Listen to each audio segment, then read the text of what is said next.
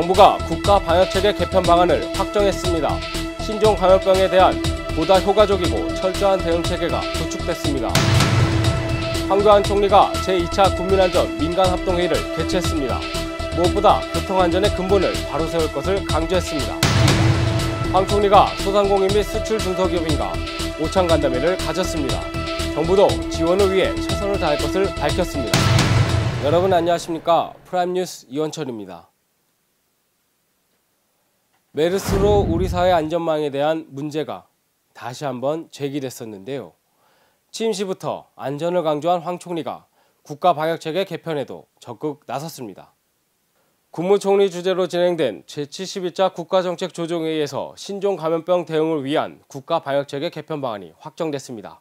신종 감염병 유입 차단, 조기 종식, 피해 최소화 등 향후 신종 감염병에 대한 보다 효과적이고 철저한 대응을 하기 위해서입니다.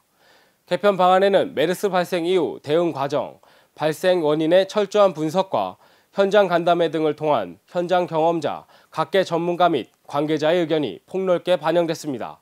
국가 방역체계 개편 방안은 신종 감염병 국내 유입 차단, 초기 즉각 현장 대응, 보건의료자원 총력 동원, 신종 감염병 거버넌스 개편, 의료 환경 개선 등 총 48개 중점 과제를 내용으로 합니다.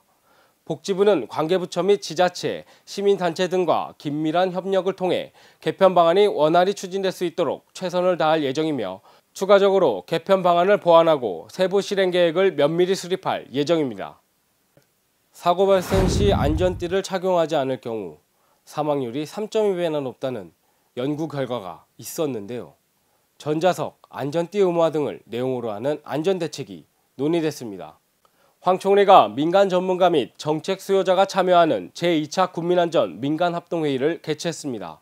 전문가들과 현장의 의견을 반영한 교통, 철도, 여객선 등의 안전대책을 논의하기 위해서입니다.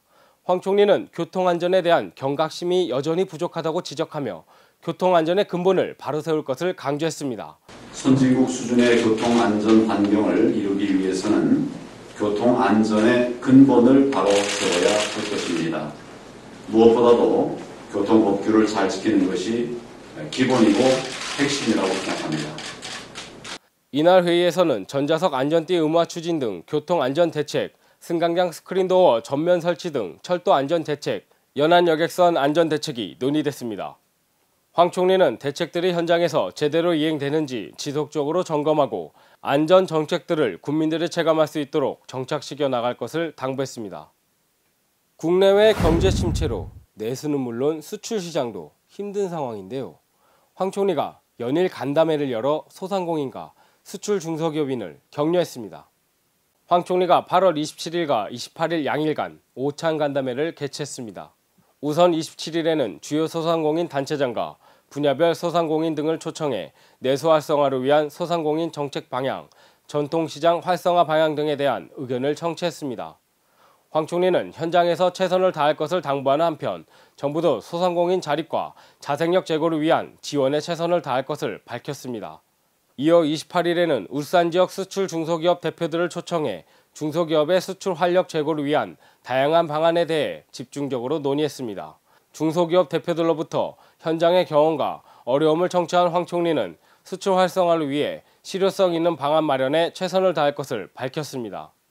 뇌성마비 아들의 달리고 싶다는 소원을 이뤄준 아버지가 있습니다. 아들은 아버지와 함께 철인 3종 경기 그 위대한 도전에 성공했는데요.